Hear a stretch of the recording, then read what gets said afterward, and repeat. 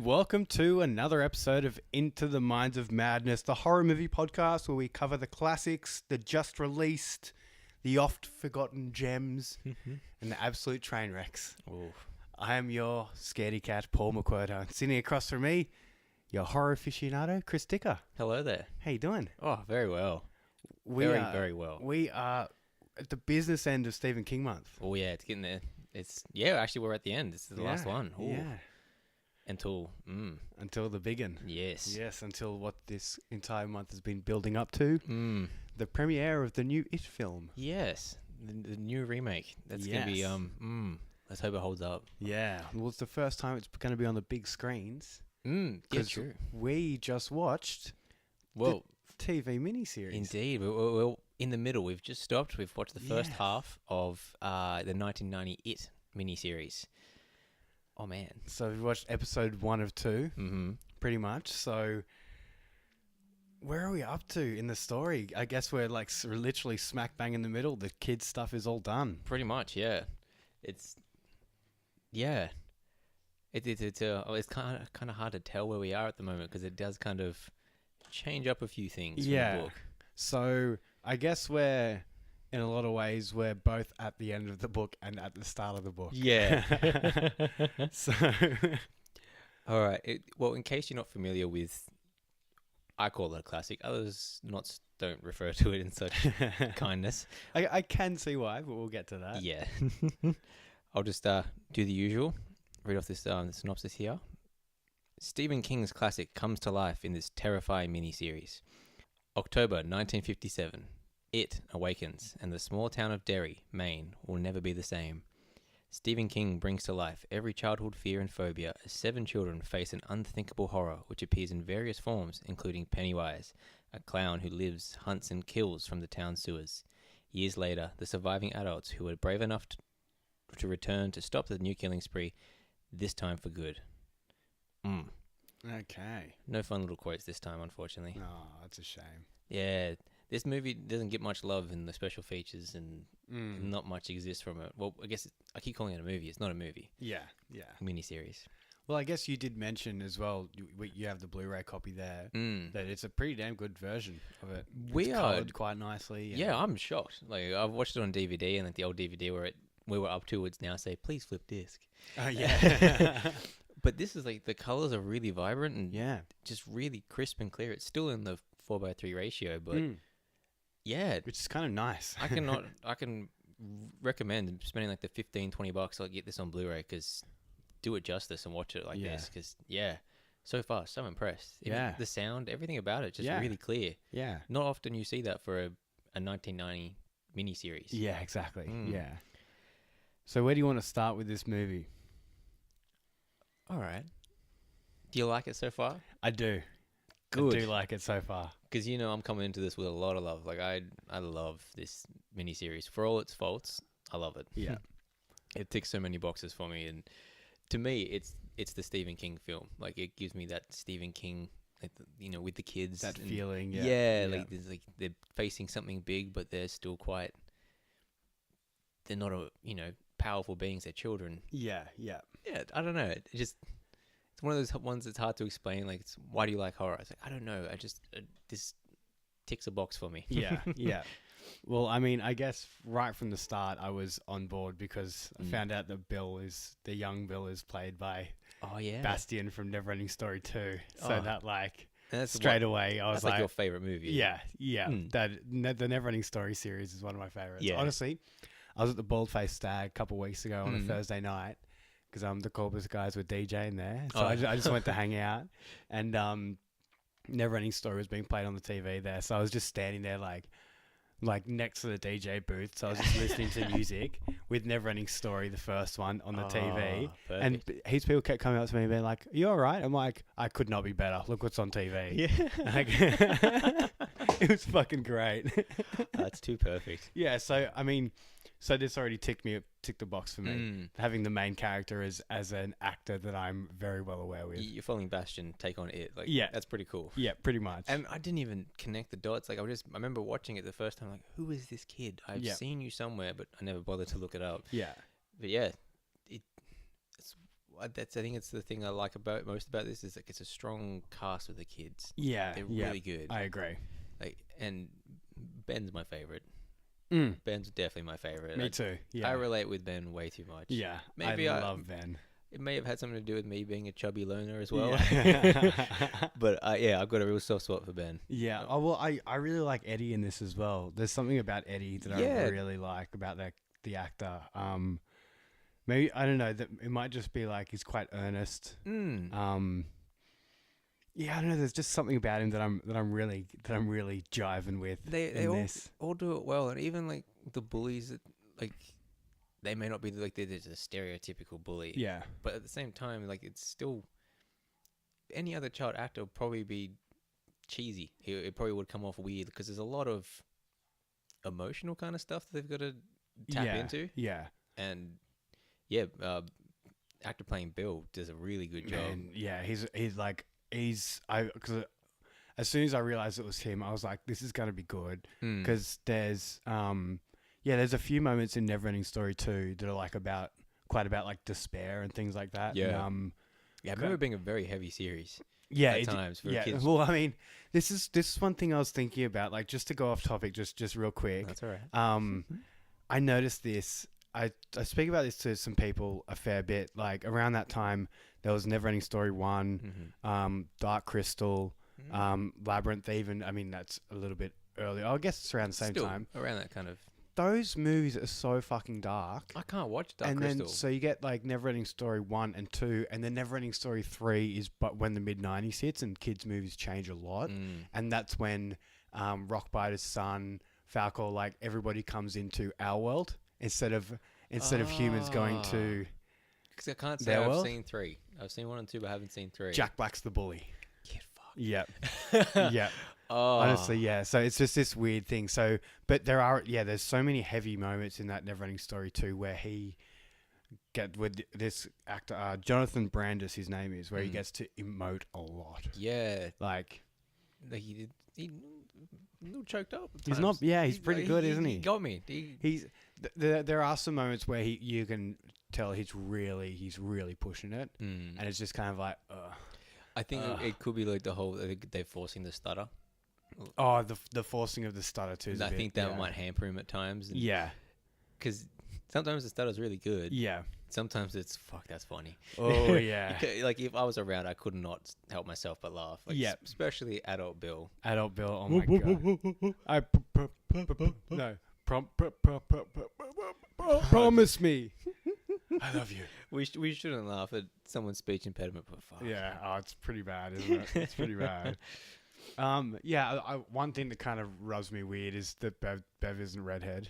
Yeah. Bev isn't a redhead. It's a shame. Like, I didn't even think of that because adult Bev's somewhat redhead. Somewhat, yeah. But, yeah, it didn't even click. I'm like, oh, yeah, she should be red. Yeah, yeah. I'm still kicking myself that I didn't finish the book. Oh, yeah, yeah. I'm probably like, actually have no idea where I'd be compared to the movie. Sorry, the miniseries.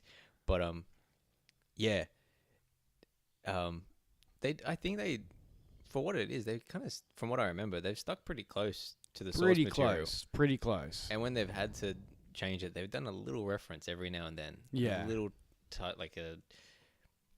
like my favorite scene in the book that up to what I've read so far is when Ben gets the call, his reaction to it. Yeah.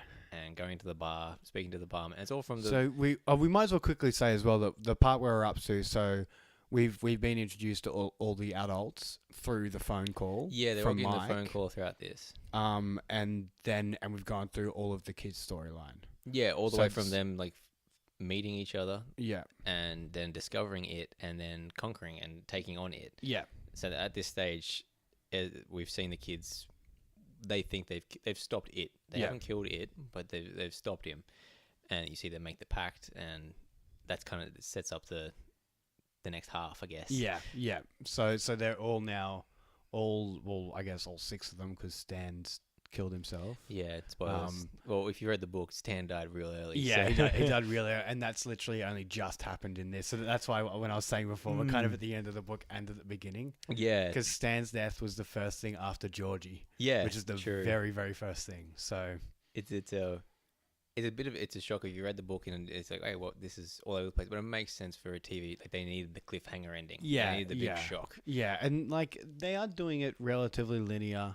Like I mean, this format makes a lot of sense. It makes a lot of sense to do it this way. You couldn't do it as a film. Like it'd be too heavy. You need to cover, because there is so much flashbacks in the book. You need the commercial breaks. You need those little spots. We did notice those beats where the commercials would be. All I could think was like, fuck, I wish there was some awesome 90s ads throughout these. Like keep if the this ads was taped? in. Yes. That would be the fucking greatest. Oh, I love that shit. I'd be the happiest man in the world. That would be awesome. I've got a real soft spot for like late 80s, early 90s TV, especially horror stuff. And lately I've been binge watching Friday the 13th, the series. Yeah. Oh man. Wow. It's a revelation, isn't it? It is so bad, but so good. Like it's a car wreck. I can't look away. Yeah. It's 6 discs. I'm up to disc 4. They're 40-minute episodes, man. Like, oh my God. Full-fledged proper show. And wow. There's times where it's like this filler for like 5 minutes. Someone just walking in a room and nothing happens. Yeah. Mwah. That's beautiful. Thank you. Well, should we go through just a couple of things in this that we like? Yeah. So I like Bev's dad. He's quite good in it. It's not too heavy, thank God. Yeah, because there's some heavy stuff tied to her. Yeah, like so, and when we see Bev's husband, like, we're both like visibly like uncomfortable. All I could think of was like, God, I hope this scene's quick. Yeah, and it was, which is thank God. Yeah, thank God. Because in the book, man, that I don't want to reread that stuff about Bev and beforehand. Yeah, like, them in the car. I don't even want to just talk about it. The car. Yeah. Fuck. I get the point is to, actually we talked about this when we were watching the scene. Like it made sense in the book. Like you had to sit through all that awful for this big build up for her to stand up for herself and fuck you, buddy. I'm out of here. Yeah. I'm doing what I want. You can't control me anymore. Here it has to be done in 5 minutes. Yeah. And it was jarring. Yeah, it was a bit jarring when she's like, and if I ever see you again, I'm gonna fucking kill you. Yeah, it goes from being terrified to I'm gonna fucking murder you. Yeah, it was just a really quick jump, wasn't it? Yeah, yeah. So, I mean, justified, just a really, really weird timing. Yeah, but like, that could probably come under bad. But like, I really like that scene. Like, it's one of my favorites because of the weird Japanese businessman bit. Oh yeah, that is so strange. I wrote that down as well.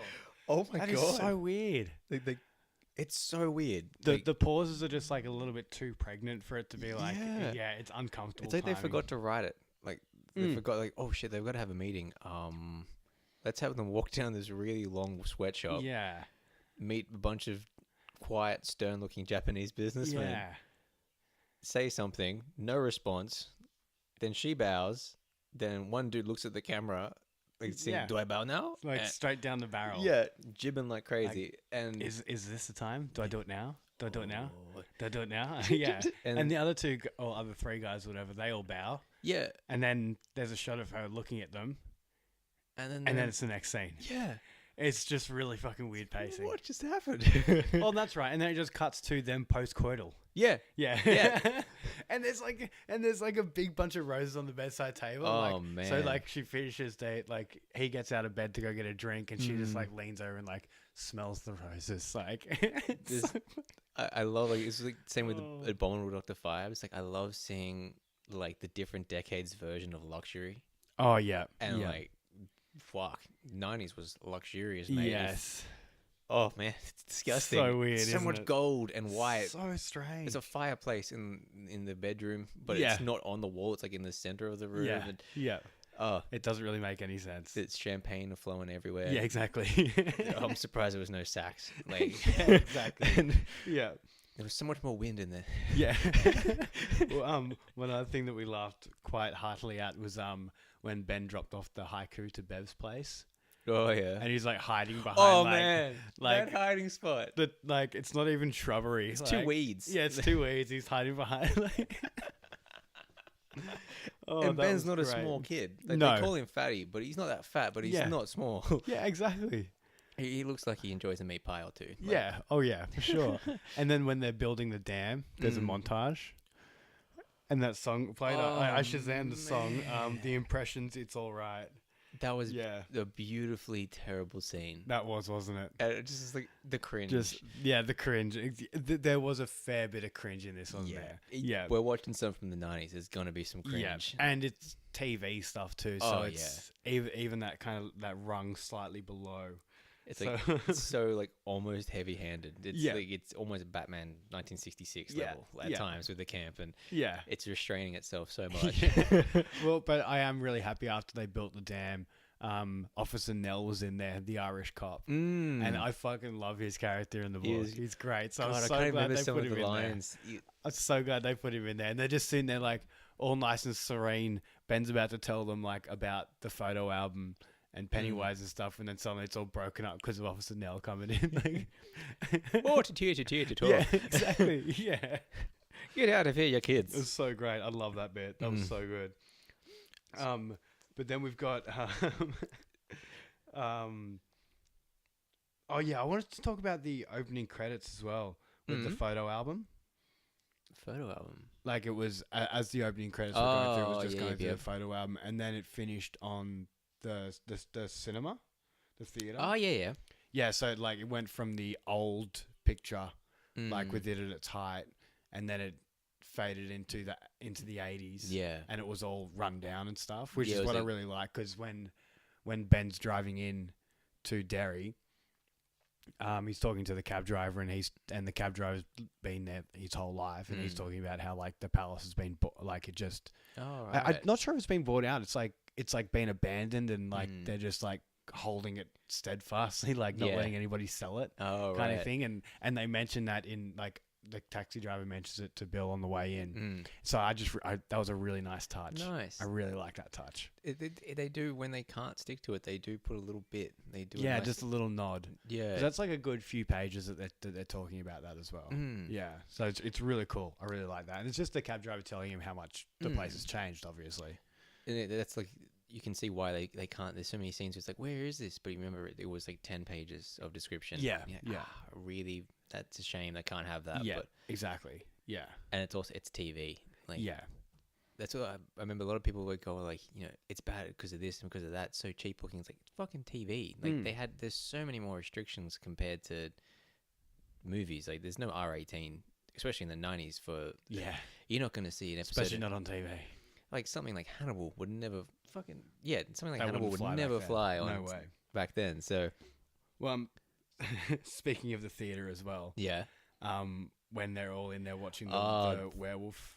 Yeah, movie. I was a teenage werewolf or something like that. I was a teenage werewolf. God, that was funny. The entire cinema, every single kid in there is fucking losing their goddamn mind. I thought it was the movie, but just kids screaming at the top of their lungs. Screaming. Like, you know what it is? It's pretty much one of those McDonald's play areas.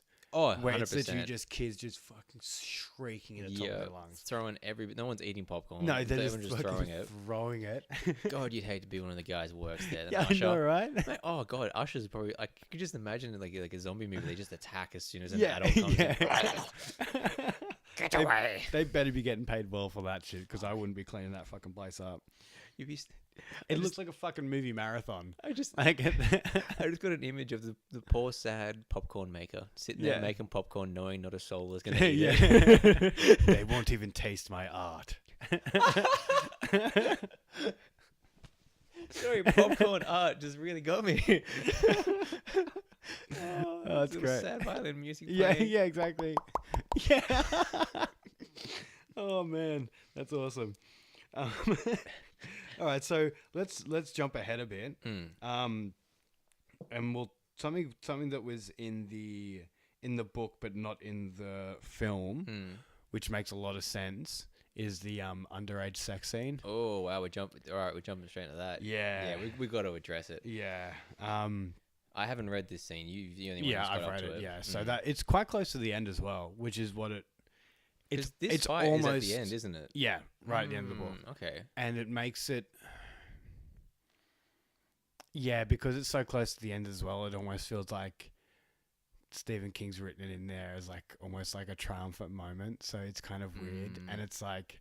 I felt it. Like I told you before, I felt a bit weird reading this book. It's like fuck you, Stephen King, for making me imagine like 12-year-olds having sex. Yeah, like it's I haven't fucking read weird. it, but all I can. It's weird. Yeah. Oh, it just puts an image that It's shouldn't weird. be in there. Like, I mean, there is also like a moment of it that's kind of nice because it's all them kind of coming together. Pardon the pun. Oh, Shit, dude, I can't believe I just said. you could have let that slide. Yeah, I know. But like, the thought of them that finishing. Jesus. thing of the group being solidified by that, you know, that's the kind of the only thing that I kind of enjoyed about it. It was really hard to get through. Yeah, I feel like the movie handled it better. Yeah, I kind of liked it because it's kind of it's a thing that they all kind of come together about is like Eddie's sickness kind of thing. I love it. You know, that was and just Richie's reaction to it. Like, give me that. Yeah, exactly. Yeah.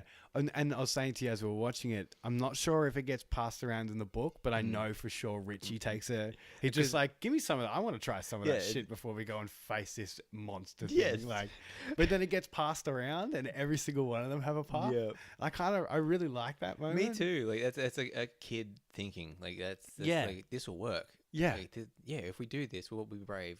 We can do it. We can face it. And believing, like, you know, there was a kind of that moment where the werewolves, like when they're in the sewer and the werewolves hands go on Richie's shoulder and he's just like, there's nothing there, and believes that there's nothing there, and then it just kind of disappears.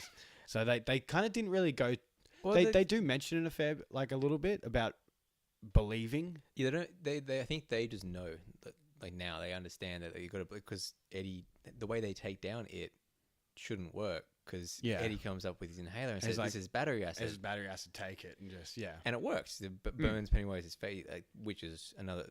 That was a cool scene. That was cool, actually. That looked really good. Because they stick to, because a lot of things that a lot of TV shows at this time were going through a phase of like trying to introduce CGI, and it wasn't there. Green screen, and it just wasn't there yet, and they didn't, which is really cool. They stuck to claymation and stop motion, and proper practical effects. And I think there was a claymation when he in the shower scene. Yeah.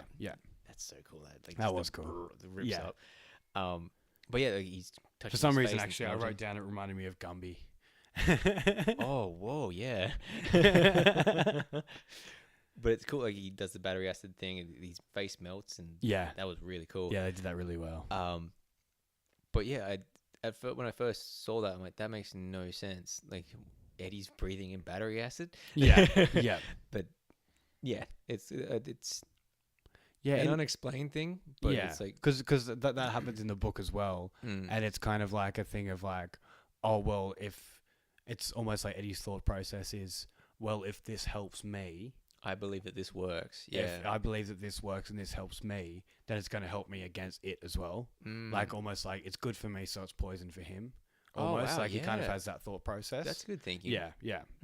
Which is really cool.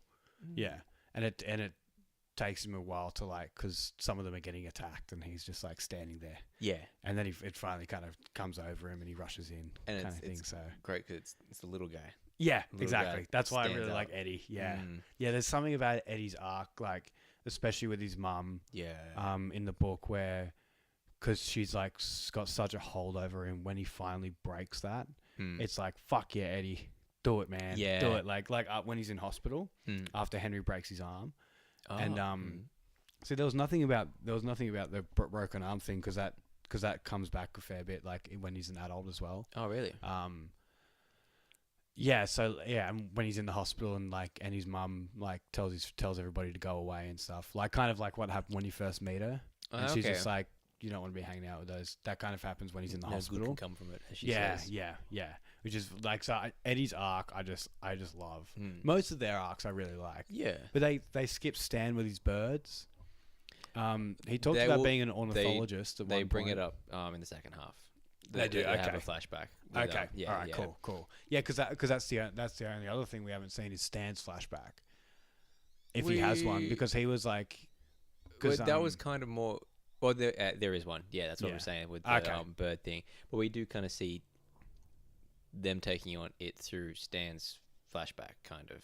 You know what I mean? Okay, yeah. 'Cause Yeah. it's when he gets the call, and then it's the fight with Pennywise. Yeah, okay. So yeah, we see his, because when I first read the book, like first started reading the book before the podcast and all that sort of stuff, I just thought it was so scary. Like, what did Stan see that made him, the second he gets a phone call, commit suicide? Yeah. Without even like saying goodbye to his wife, just goes and kills Yeah. himself. And then I actually really liked the guy who played Stan. I kind of liked him. Yeah. He just had this kind of jolly kind of... yeah, like- still rocking the bow tie. Yeah, just like kind of bouncing Suspenders. on the balls of his feet, like... Very happy, content man. Yeah, Yeah. yeah. And just you see like what Stan sees in the sewers, like, as the bullies get killed and attacked and all that sort of stuff. And yeah, it's like, wow, you actually saw Pennywise's true form. Oh, yeah. That makes sense Yeah. why you would instantly want to kill yourself. You're like, I don't want to go back there, Yeah, that makes sense. Yeah, I see what you mean. because they only saw him in the clown form and the big Lovecraftian monster hand.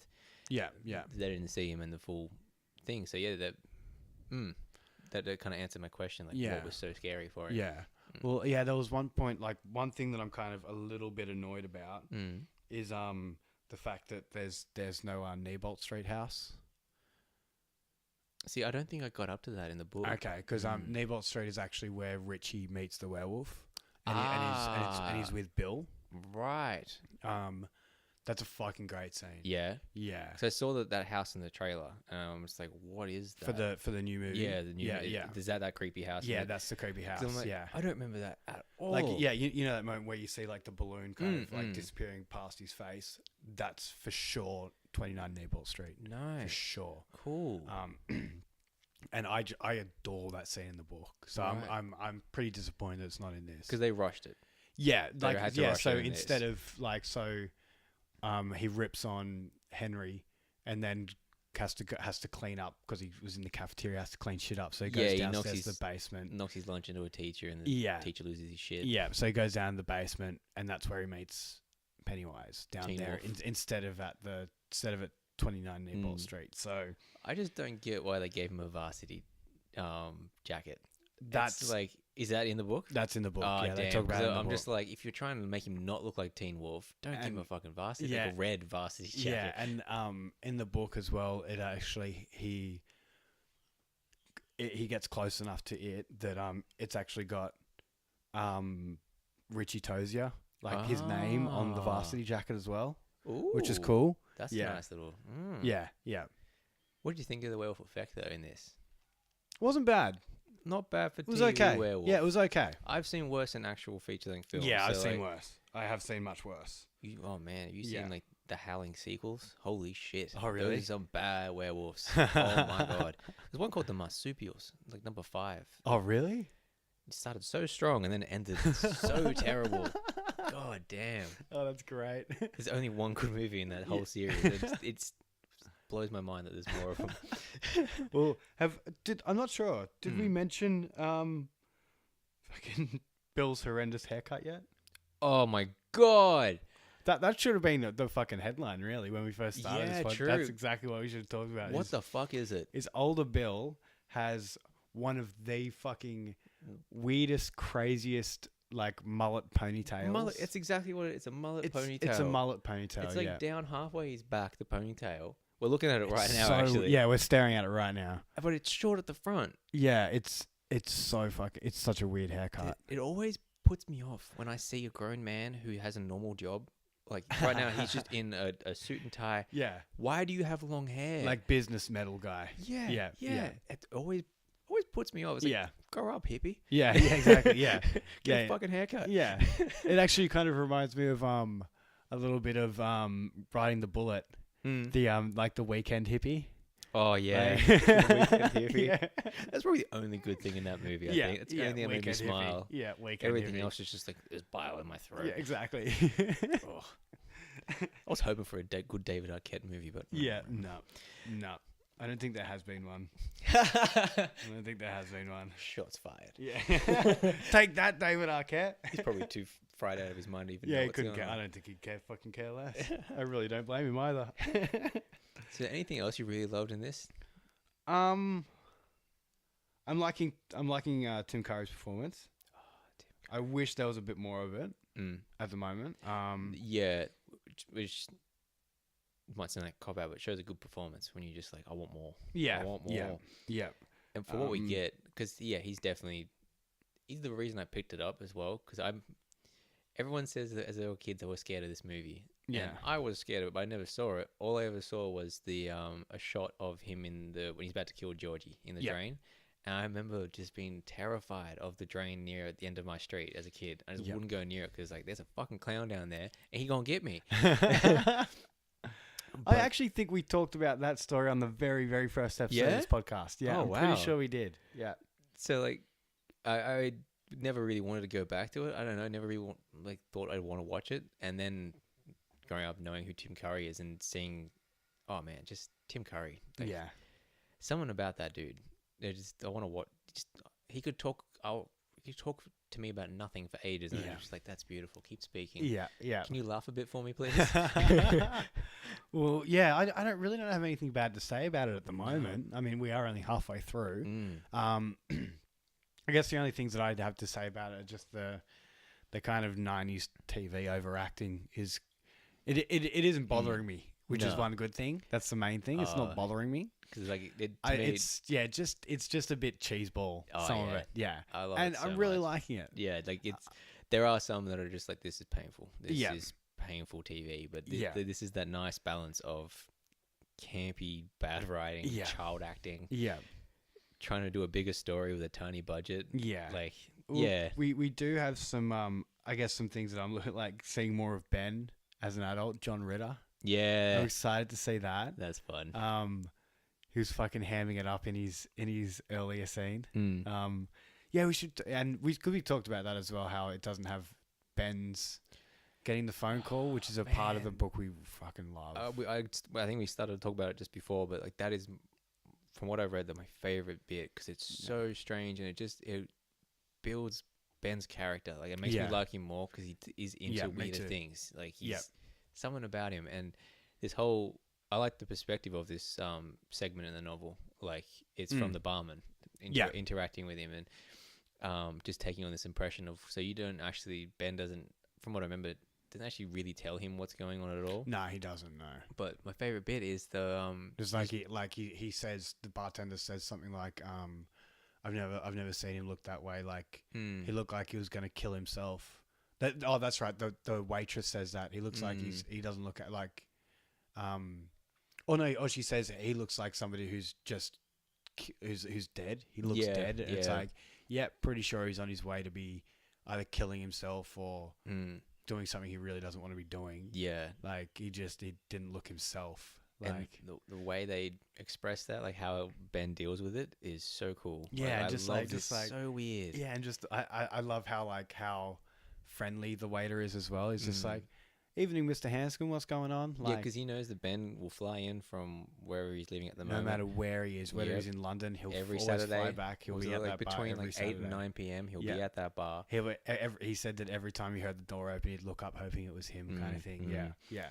He say it just makes Ben out to be just the nicest guy. Yeah, even though he's on the cover of Time magazine, he's the new architect, and in the book he's in the process of designing some huge building or something like that.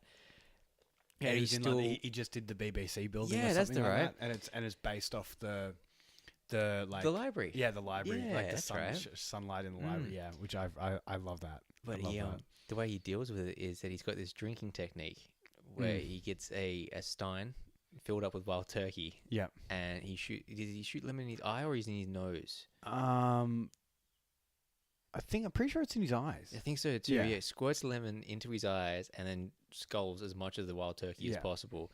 And he was taught this trick to it was like farmers in Borneo or something like that. Yeah, that they could drink all day and never get drunk because they would shoot lemon in their eye to make you stop thinking about it. Yeah. Oh well, not that they wouldn't get drunk. They just wouldn't feel the the burn. Yeah, feel the burn. Yeah, it's like it's burning somewhere else to take it away. Yeah. And he does it a couple of times. Check it out, I'll show you. And the bartender ends up just being like, "What the fuck are you doing? Yeah, he's just what are you doing? Beyond shocked. Stop it! Terrified. Get out of yourself! You're gonna kill yourself! What are you doing?" And the only bit we get in this is that you see him pour a humongous glass of unbranded, probably just says bourbon on the label. Yeah. And the girls, like the beer from Stan's wife had. my favorite brand, beer. Good old white label beer. Yes. And yeah, the chick just said, "You're gonna kill yourself," and he said, "Well," he said something like, "It's probably a good idea," or something like that. It's probably a better idea or something like that. Yeah. So yeah, we don't get my favorite scene, which is a shame, but it's not enough to turn me off. Yeah. It's John Ritter. Yeah. 90s John Ritter. Yeah. Nice little beard. And the other annoying thing, because just because in the book how obsessed with music Richie is, and if he just becomes the like use his voices for like the radio, but in this one he's a fucking TV host. It makes no sense. It's weird. They could have still done it as a radio thing. Yeah, it's just too jarring. It's still 1990. Like radio was still a big thing. Yeah. Like, Yeah. That made zero sense to me to make that change. That annoyed me. And especially because of how obsessed with music Richie is in the book. And like they could have just... Hey, they're stripping the rock and roll out of this movie. Stephen King would be fucking rolling in his grave if he was dead. Oh, he's probably got a grave somewhere that he likes to sit in to think. Yeah. Yeah. I imagine. He might be a bit like Del Toro. Like, yeah. Whenever he's got writer's block, he just goes and lies in his coffin.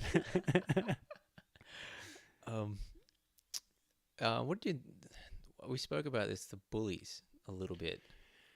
Yeah, they're a bit over the top. Yeah, it's like they're really hammering home that one of their names is Belch, because all he does is fucking burp all the time. It's like you don't need to go that hard. Yeah, and Henry just gives me the shits. Like, yeah, in the best way and the worst way. He's really teetering on an edge for me, like between like really hamming it up and overacting and being simply irritating. He's like right on this precipice of two bad things, but he's just towing the line that it's just all right for me. And it's just like, mate, fuck off. Yeah. Every time you muck around with these fuckers. Just a shithead, man. Just fuck off. Like, there's a whole school to mess around with. Yeah, exactly. Why these 7? And every time you mess around with these 7, they stand up to you. You get in trouble. You get detention. That's what we mentioned as well. Richie's a fucking scrapper in this, man. He gives no fucks. No, like, I mean, in the book, he talks back to them a lot, and then he's just like, "Oh fuck, I shouldn't have done that," and just me like, or my mouth. Yeah, exactly, and just legs it. But in this, he's just like, "No, fuck you," and like pops one, pops one of them in the face. Like, well, what the fuck? Like he in the cinema where when they're all Eddie drops the minds, popcorn and they're about to run away, and Richie's just like, hold on, one other thing, and just pours the entire Coke all over them. It's just like, Rich, what are you doing? Are you insane? Yeah, like Richie's a bit of a fucking bully himself. We didn't mention Seth Green. Oh yeah, it's Seth young Green. Seth Green. It's young Seth Green. Yeah. His impressions are horrible. Oh, but the rest of the time I love him. Bad. Yeah. The rest of the time he's fine. He does a really good job as Richie. Yeah. But those impressions. He could have had just maybe like a couple more goes at some of his scenes. Yeah. They felt very rushed, and like it's that cringe when you see, like, all right, we got it. Let's move on. Like, it's like when a little kid learns like a quote from a movie for the first time, or like, and they do it constantly, and it's just like, oh, it's so lame. Yeah. It's so cringy. It's like that. It's like, oh, stop it. Yeah. I know you just learnt that big word and that big thing. Like, you just watched a movie you probably shouldn't have. Yeah, exactly. Yeah. Oh, I don't want to hear it. Yeah. All right. So, for the first half of it, the TV miniseries, it's pretty damn good. Yeah. It's pretty damn good. Before we finish this, like wrap this up, there's a little fact I found really interesting about the kid who played Henry, because we hate him. Yeah. We hate him. And did that haircut exist? I don't know. Like, I'm pretty sure Misfits. It's like parted on both sides and then like gelled into the middle. Yeah, like if you know the Misfits, they've got that. Jerry Only. Yeah, that's his name. I only think about that because the original lineup of the Misfits have just gotten back together. So that's how I remember. That's how I remember his name's Jerry Only. I never liked the original lineup, but anyway, that's another story. His name, the actor was Jared Blanket. He hated every single scene he had to do with young Mike Hanlon, because he had to say the N-word. Oh, yeah. Every single time they cut, he would just run up to him, I'm so sorry, please, I don't want to have to say it. I don't mean it. I completely forgot about the fact that the N-word's in this. Maybe like 3 or 4 times. He had to call him boy a couple of times. And he's just like, oh, I really don't want to. He's Oh, really, really? we're good mates. So yeah, that makes me feel a lot better that they had to drop that in there. That's good, because I was like, and like making a kid say it too, that's gonna be fucking hard. And like you just be like, I'm so sorry. Yeah, exactly, exactly. Well, like, that's one other thing I wanted to mention, just on the topic of Mike. Fucking old Mike is so good. I'm so excited to see. Yeah, he's great. Him in part 2. Like he's really good. He's like a Denzel Washington type. Yeah, very like, real grizzled, like stoic. Very stoic. Yeah, very just like straight to the point. Like, I really like him. Like, I really like the actor. It'll touch on it in the next part, but he's sacrificed everything. Yeah, like, he's like, I have to stay in Derry and wait for it to come back, and that's why he's like, that's kind of some of the annoying thing. Like when he kind of starts narrating, because it kind of comes out of nowhere. Yeah, like it does it in the book too, because you see his journal entries. Yeah. That's what they're doing, which is great, which is awesome. Like, and I know that's referencing that, but it's kind of just coming at weird times. Like, it does. It kind of feels a bit like shoehorned in. I guess that does. It's the pacing, because it is the TV. So like, I found myself lost a couple of times just because there was a commercial break in there. Yeah, and that's just true. like, where are we? What time period? Yeah. Oh, we're in the present. Okay, Yeah. okay. Yeah, We're in the 80s or 90s, Yeah. whatever it is. But yeah, so far, like I love the first half so much. Yeah. Like, and yeah, actually, sorry, I'm looking at the thing here. Like, it's probably one of my favorite scenes as well. Is that the inhaler bit with Richie and the whole group? It was actually raining that day. Like, it was written into the thing that it had to be raining. Oh yeah. And when they went to shoot, it started raining. So everyone was just like, perfect. oh, Nice. because I really. Like, I remember watching, like, that's really good, because they did early on with Georgie. It was a very sunny, rainy day. Yeah, it was. Yeah. But this one, I'm like, wow, that really looks like a cold, grey, rainy day. Like, they're covered in shit. And yeah. There's It was the Barons were pretty close to what I imagined them in my head when I read the book too. It's pretty damn close. Yeah. For what the budget and all that, like, they got some good locations. Yeah, for sure. There's something about this. It just feels so earnest and yeah. It's just the way for what they've had, they really tried their best to make it of a good adaptation. Yeah. So far so good. Yeah, so far so good.